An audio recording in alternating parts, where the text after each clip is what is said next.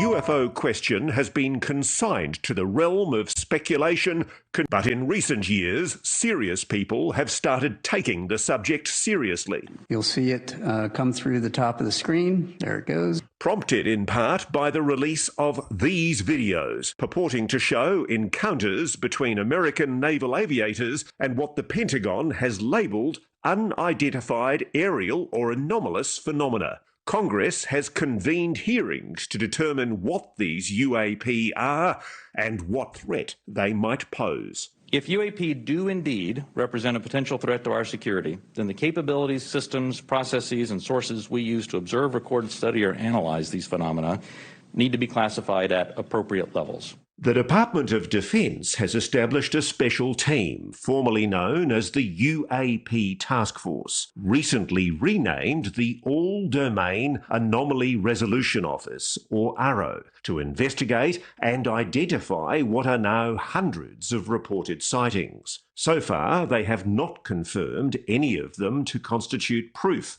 of alien life. Officially, the government continues to state we are indeed alone. But now, for the first time, a former member of that official investigative team is speaking out, telling a stunning story that impacts every person on this planet. And now you're about to meet that man for the very first time in this exclusive television interview. Welcome. Have a seat. Maybe start off telling me your name and who you are. My name is David Grusch. I came from a blue-collar family in Pittsburgh. I didn't have the money for college. Always admired people in uniform. And I've always wanted to be a part of something bigger than myself. 18 years ago, I got an Air Force scholarship for physics. I originally commissioned on active duty in the Air Force. Served 14 years in the Air Force. I look at this photograph, Dave, and I see a very proud officer. I was getting promoted to captain when I was deployed. And you still love your country, don't you? Absolutely. A career intelligence officer, Grusch spent time on the ground in Afghanistan and other places he can't mention before rotating back to Washington. I was an intel officer for the U.S. for 14 years. My last position, which I left in April of 2023, I co-led the UAP portfolio for the National Geospatial Intelligence Agency, and some of the highest officials within the Department of Defense and Intelligence community used to call on me to advise them on some of the hardest target sets that the country had. You are one of the most trusted former intelligence officials in the US defense and intelligence establishment. Yes, I was. You were trusted with the most intimate secrets. Yes. And he says the most earth-shattering of those secrets were revealed after 2019, when he was invited to join the UAP task force. You had the security classifications to go anywhere and ask anyone anything. I had, based on my formal security clearance and multiple polygraphs, I had the ability to be read into any program that I needed. At one point in time, I was extremely highly cleared. What conclusion did you come to at the end of your time on the UAP task force? The UAP task force was refused access to a broad crash retrieval program. When you say crash retrieval, what do you mean? These are retrieving non-human origin technical vehicles, call it spacecraft if you will, non-human, exotic origin vehicles that have either landed or crashed. We have spacecraft from another species. We do, yeah. How many? Quite a number. You're kidding. No. I thought it was totally nuts, and I thought at first I was being deceived. It was a ruse. People started confiding in me. They approached me. I have plenty of current and former senior intelligence officers that came to me, many of which I knew almost my whole career, that confided in me they were a part of a program. They named the program. I've never heard of it. And they told me, based on their oral testimony, and they provided me documents and other proof, that there was, in fact, a program that the UAP task force was not read into. You are alleging that the US government has been concealing the existence on this planet of alien life. I would couch it as non-human intelligence, NHI, like we would like to say in our language. Why do you say that? Why do you say NHI? I don't want to necessarily denote origin. I don't think we have all the data to say, oh, they're coming from a certain location, and I couch it as somebody who studied physics where maybe they're coming from a different physical dimension as described in quantum mechanics. We know there's extra dimensions due to high energy particle collisions, et cetera, and there's a theoretical framework to explain that, yeah. Just let me cut to the quick though. You're saying there is an intelligent species engaging with this planet? Yes, that's potentially extraterrestrial, yeah. I speak for everybody sitting at home. That is a shock. It was to me, and I had a lot of sleepless nights. Grusch says he's never personally seen non-human intelligence, but he's spoken to enough people directly involved in what he calls the program that he's convinced it's real. I started out as a non-believer. I came to the problem as a hardcore physics guy, intel officer, so I have a, excuse my language, high factor. I was very methodical, interviewing people who didn't know each other, making sure this wasn't some kind of cover-up of some other program. He says he pressed to gain direct access to this program, and that's when his trouble started. Grusch claims his investigation was stymied, his requests for access rebuffed. They shut the door in my face. They denied me access to these programs. Soon after, he says, he endured reprisals and retaliation from above. He then reported that information to the Intelligence Community Inspector General. That's why he's filed this whistleblower complaint. He says that experience is why he decided to go public here and in a recent article written by Leslie Kane in The Debrief. You're not being paid for this interview? No, I'm not. Why are you doing this? It's a sense of service, Call me a Boy Scout or whatever. It just, when I saw the kind of wrongdoing I did, I don't want to be 60, 70 years old in the future and have that, coulda, shoulda, woulda kind of feeling where I could have made a difference. I do not want to live a life of regret. You are saying to the human race, for the first time, an official intelligence representative at a high level from the US government is saying publicly, we are not alone. We're definitely not alone. Absolutely, the data points empirically that we're not alone, yeah. You've said that the United States has spacecraft, intact craft. We do. Do we have bodies? Do we have species of Well, naturally, when you recover something that's either landed or crashed, sometimes you encounter dead pilots. And believe it or not, as fantastical as that sounds, it's true. Have you seen spacecraft? I've seen some interesting photos and I've read some very interesting reports. But, he says, the specific documents and photos that would prove his claims are still classified, and he cannot disclose them here. Let's deal with the issue of your credibility. Mm-hmm. Why should we believe you?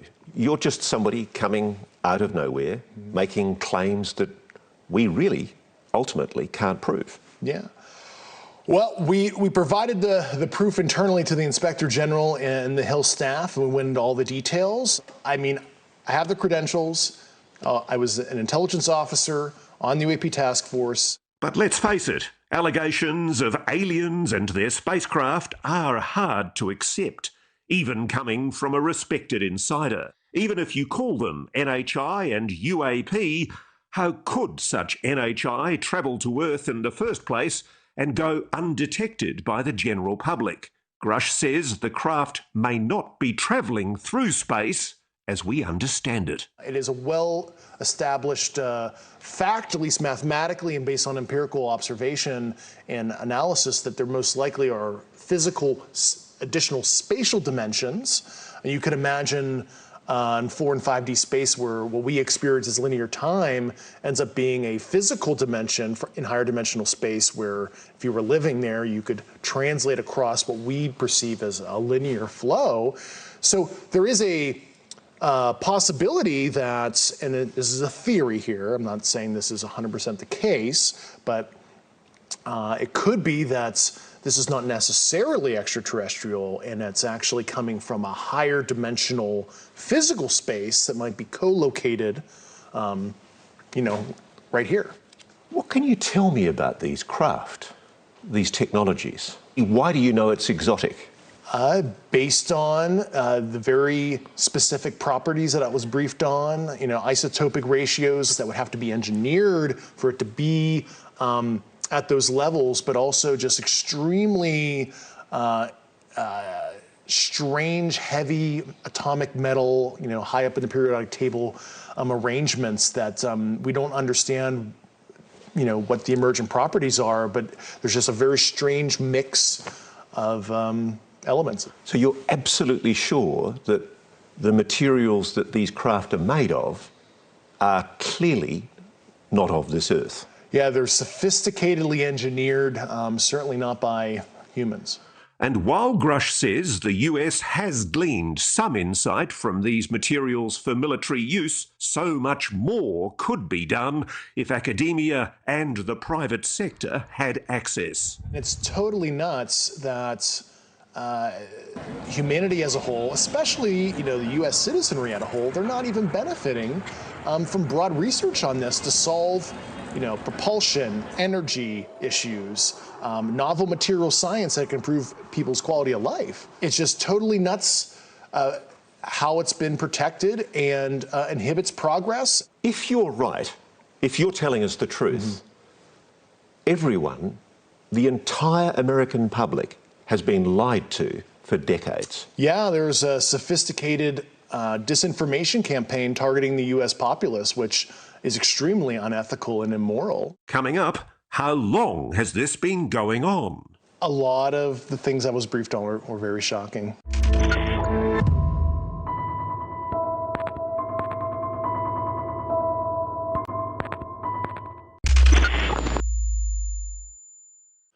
So let's start from the very beginning. You say it's a 90-year cover-up. Just about, yeah. 90 years? 1933 was the first recovery in Europe, in Magenta, Italy. They recovered a partially intact vehicle. It's long been known that the regime of dictator Benito Mussolini documented numerous UAP during this time. This internal memo from the Italian secret services includes crude drawings of the UAPs. It's true, it's real. Yeah, that actually happened. The Italian government moved it to a secure air base in Italy for the rest of kind of the fascist regime until 1944, 1945, and the Pope Pius XII back-channeled that. So the Vatican was involved? Yeah, and told the Americans what the Italians had, and we ended up scooping it. So let me be very clear about this. You're saying that the Catholic Church, the Vatican, they know about the existence of non-human intelligence on this planet? Certainly. Grusch says shortly after the dawn of the atomic age, another major crash recovery took place. You've probably heard of it.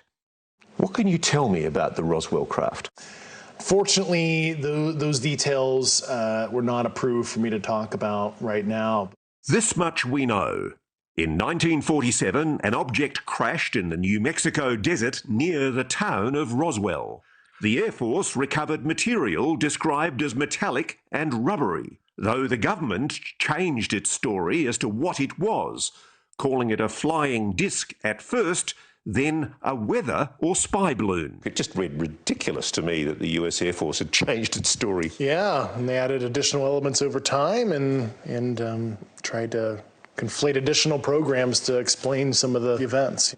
Why are these things crashing? Yeah, some are landed, some are crashed, and I think that's an interesting discussion that's come up, as advanced as, we are, as humans, right? Planes crash, cars crash. Just because you're some advanced sentience that has advanced technology doesn't mean some small percentage of your, I'll use the Air Force term like sorties, meet an unfortunate operational conclusion, as we might want to say.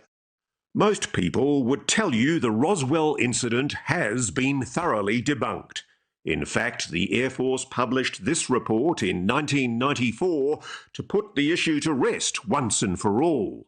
Grusch has read it. That analysis I did was a total hack job, and even anybody with analytical skills, if you read it, you can deduce that they're conflating multiple situations with crash test dummies and mogul balloons, and they're just saying that the townsfolk who personally witnessed it were totally imagining things. They concocted that whole report just to disinform. So the reason for the secrecy exactly is what?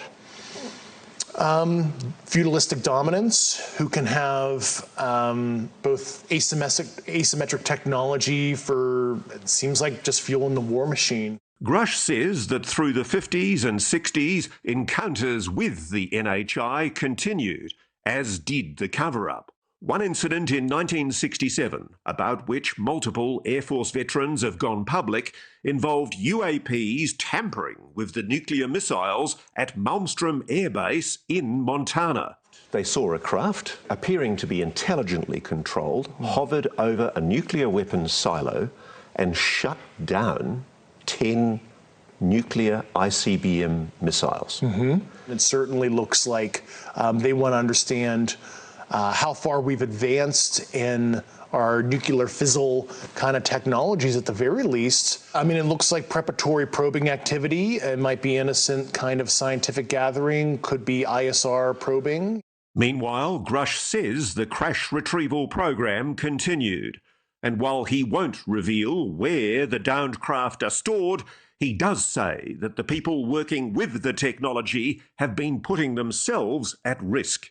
You know, a lot of them, were injured looking at some of this stuff. You can imagine the nuclear, radiological, and biological risk to looking at an unknown, and a lot of them have literally suffered physically because of their service. But as we know, anyone who's come forward claiming non-human intelligence is behind these incidents has been dismissed as delusional or deliberately deceitful. If you're right, if you're telling us the truth, everyone, the entire American public, has been lied to for decades. Yeah, there's a sophisticated disinformation campaign targeting the U.S. populace, which is extremely unethical and immoral. Coming up, It's 120 miles to the west. new evidence and perhaps new attitudes in a new age of UAPs. The American people need and deserve to know more. Has the US government changed its tune?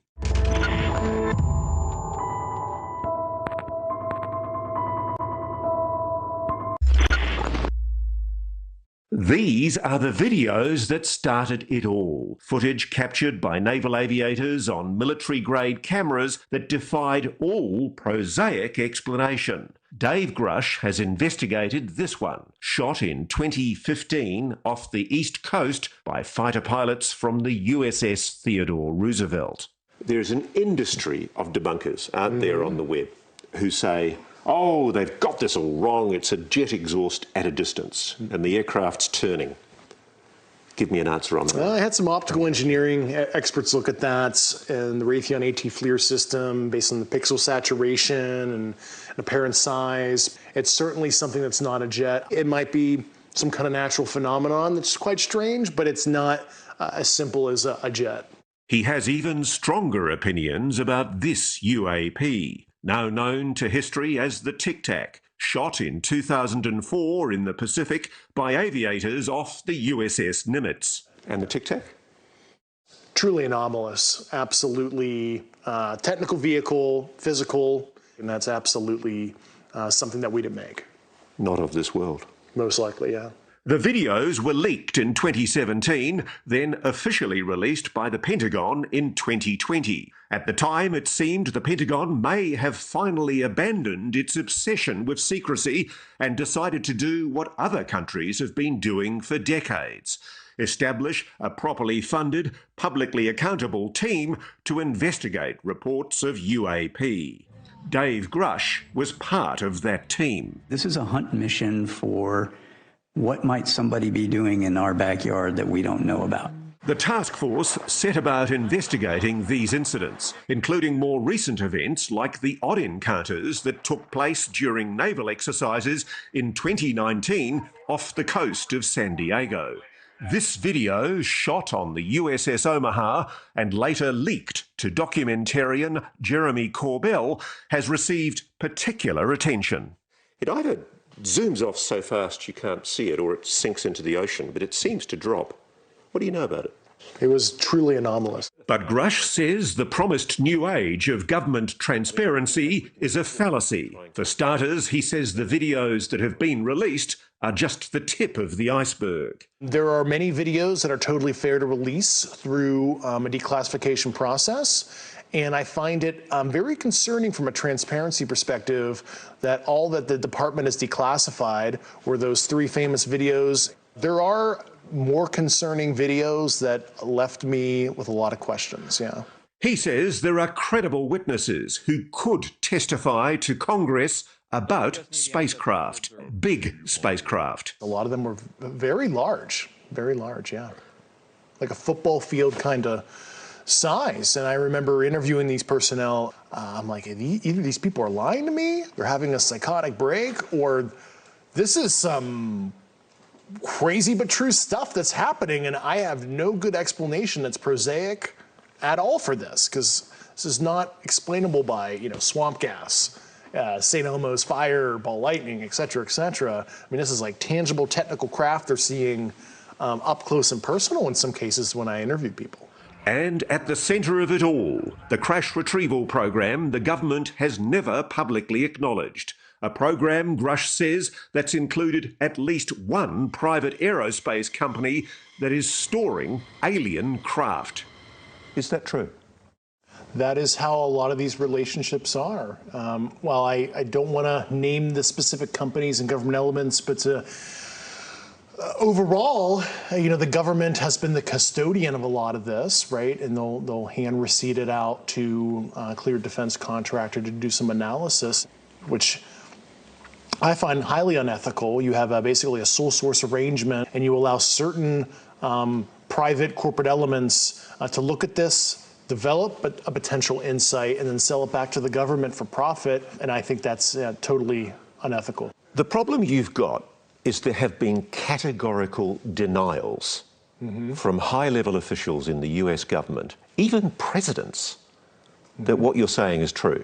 Unfortunately, some elected officials were not brought in. Only a few weeks ago, 19th of April, the head of the Pentagon's UAP investigations program, Dr. Sean Kirkpatrick, told Congress AARO, that's the Pentagon's UFO investigation body, has found no credible evidence thus far of extraterrestrial activity, off-world technology, or objects that defy the known laws of physics. While a large number of cases in our holdings remain technically unresolved, this is primarily due to a lack of data associated with those cases.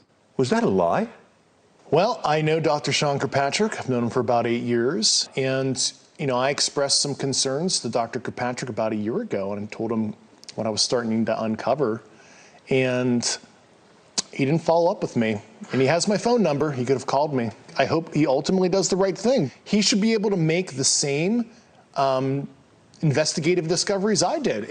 It's totally crazy if he doesn't. So the implication here is that the head of the very body that Congress has ordered to tell the American public the truth about UAPs is possibly misleading the American public. Do you think the American public is being lied to? Well, they've been lied to over the years, and I'm hoping that the lies stop.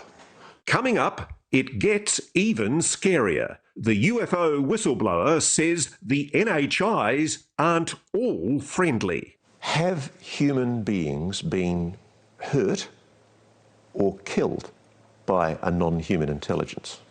And guess who they might be working with? We're in a competition with their adversaries to understand this. And it's a multi-decade Cold War that has been under our nose for so long.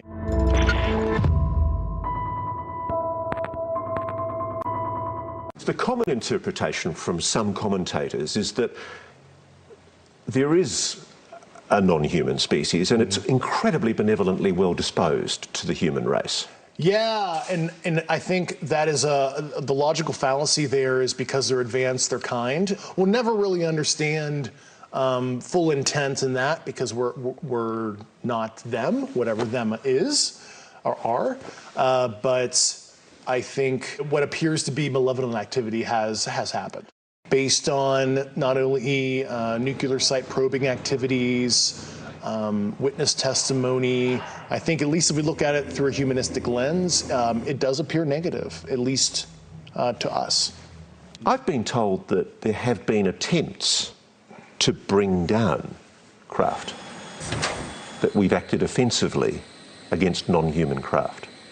There have been instances, and there are certain techniques. Have human beings been hurt or killed by a non-human intelligence? While I can't get into the specifics because that would reveal certain U.S. classified operations, I was briefed by a few individuals on the program that there were malevolent events like that. Now I'm scared. People have just heard you say non-humans may well have murdered human beings. That seems to be the case at one point, yeah. And there's more. Grusch says the United States is not the only country that's encountered NHI and their technology. He says our geopolitical rivals have their own crash retrieval programs, which they are also secretly exploiting for military purposes. We're in a competition with their adversaries to understand this, and it's a multi-decade Cold War that has been under our nose for so long, and you know there is no good way to level the playing field and hold other nation states accountable if they're doing unethical or illicit activity as it relates to this subject. And I think the obtuse secrecy is actually putting us in a very dangerous position where a country might make a breakthrough. Let's say it's an adversary of ours, and it is so destabilizing. You say there's been a Cold War behind the scenes with Russia and China. There has been a Cold War against with our peer adversaries, yeah. Why hasn't Russia or China come out and spoken publicly about this? I think they're in a similar, pickle as us, where it's they understand maybe some of the socioeconomic destabilization factors in their own society. But if this non-human intelligence is so advanced, and at least some of them are malevolent, why haven't they destroyed us already? Perhaps some fragile yet combustible détente has been reached. Grusch has written an internal document about his discoveries that refers to agreements that risk putting our future in jeopardy.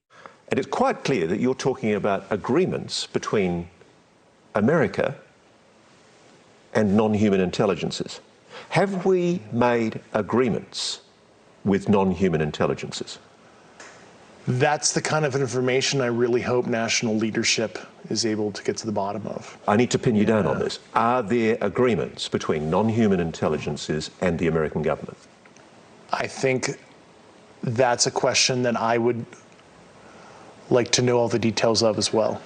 We do know of at least one agreement among humans that's worth noting. This 1971 agreement between the US and the USSR on measures to reduce the risk of nuclear war. Whether or not you believe Dave Grusch, this document proves the two superpowers were aware that UAP existed, whatever they were. If you look at Article 3 of that treaty, it talks about unidentified objects near nuclear facilities or interfering with communications. And that is a treaty that has been used, from what I understand, to notify each other if there's a concerning event. And that's a way of saying to the Russians, hey, don't shoot at us, it's not us. Yeah, I mean, that's certainly a concern because of the secrecy. There is an environment where you could have almost like a false flag, where true non-prosaic UAP situation could be contrived as a provocation of something from a nation state, and we want to de-escalate that. If this is true, if the stakes are so high, if the fate of the human race is at stake, perhaps it's no surprise to hear Grusch say the US government will do anything to keep these secrets safe. Can I put it to you that crimes must have been committed? At the very least, I saw substantive evidence that white-collar crime was committed. Have people been killed to protect this secret? Based on the people I talked to, that was an ongoing concern. Yeah, unfortunately, I've heard some really un-American things I don't want to repeat right now. So you have a strong suspicion that people have been murdered to protect this secret? Over the years, yeah. Coming up, a reality check. Is it possible that you're deluding yourself? It's time to put our whistleblower's credibility to the test. Everybody watching this right now is looking at your face. They're going, is this guy for real?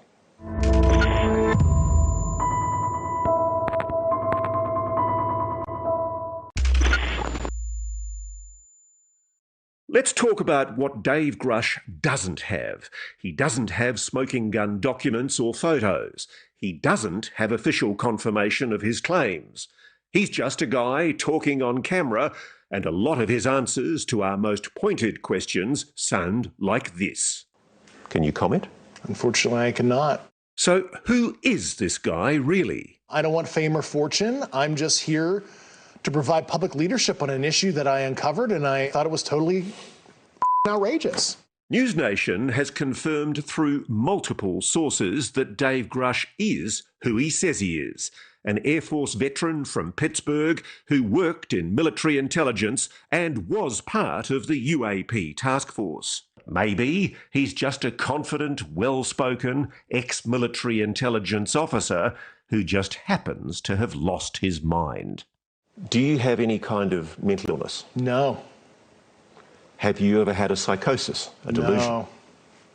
Is there anything in your medical history that might be capable of being interpreted as a reason why you might be confabulating, making things up? No, I'm not a disgruntled employee. I resigned on my own accord because I thought altruistically it's more appropriate to show thought leadership on the outside on this now, because I hit an impasse within the government to try to right this wrong.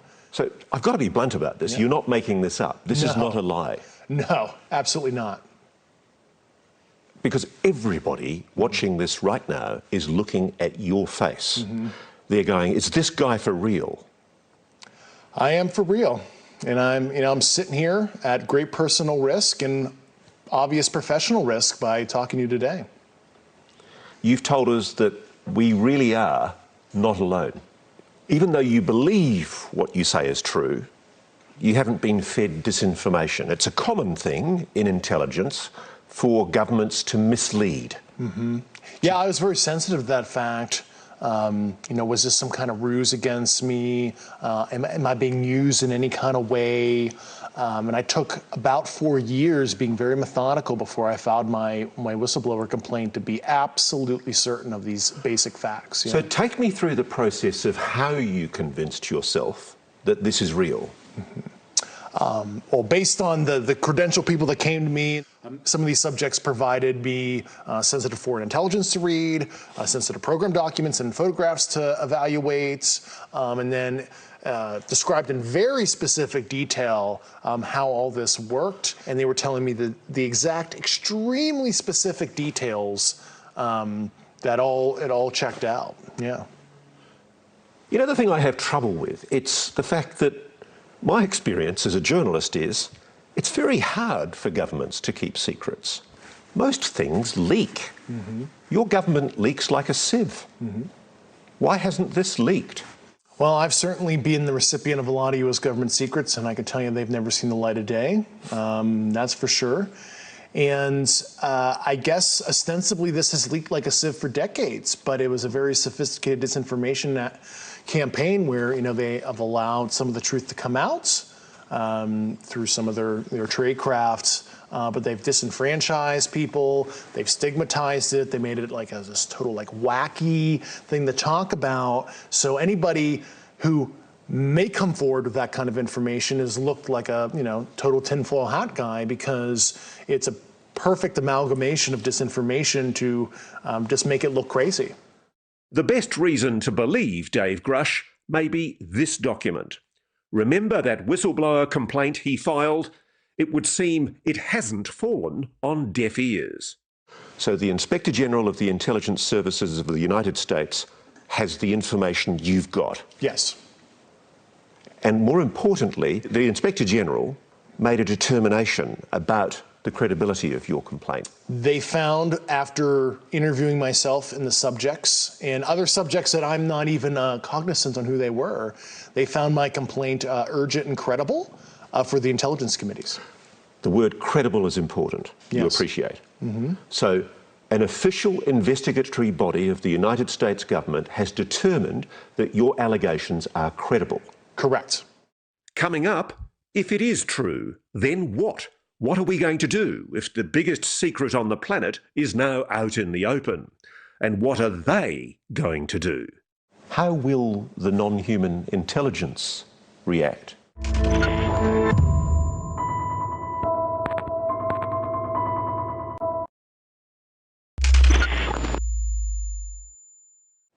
This is one of the gravest constitutional crises for your country ever. Absolutely. Give me some hope here. Yeah. There are good people. There are very good people, and I want that message to be crystal clear. Let's not demonize holistically the U.S. government. There's a whole army of people that want change. I am one of tens, if not hundreds, of individuals within the government on these programs that would like a change. What kind of change does David Grusch want? As he's said here tonight, he wants the NHI technology to be shared so the rest of the world can benefit from it. And I use nuclear weapons or nuclear physics as an example. It's an acknowledged program. We have nuclear weapons. You don't get to know the designs, but nuclear physics holistically is unclassified. Academia studies it. And why would you suppress basic astrophysics, astrobiology, other hard and soft sciences broadly? It's totally nuts.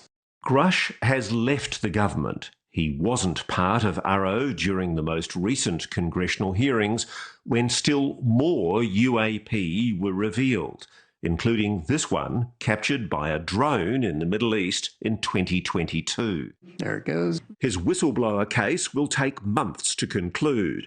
In the meantime, he says he's starting a scientific foundation. And he's willing to speak to anyone in Washington who has the clearance and the desire to hear the classified information he could not share here. I make myself available to Secretary Austin, Avril Haines, who was a recipient of my complaints. I'm happy to further brief elected officials on the specific ecosystem of secrecy down to the fine details. Whoever they are. How will the non-human intelligence react to the revelation that human beings now know they're here? Yeah, I mean, obviously the non-human intelligences have been around for a while, at least multiple decades in modern history, and they've allowed ourselves to annihilate ourselves, genocide, war, famine, etc. So at the very least, I think they're kind of neutral on what humans decide to do with their free will. And as for how we, the human race, will react to his story, here Grusch evinces that quintessentially human characteristic, optimism. I don't have this utopian ideology that this is going to, solve world problems, stop war entirely. But all I want is a moment of pause and to see if the subject unites us as we've obviously become more divided over the last couple of decades. Because, if anything else, what you're revealing may mean we all start thinking of ourselves not as American, Australian, Russian, Chinese, but as human. Human family, I think that's totally the right term, yeah.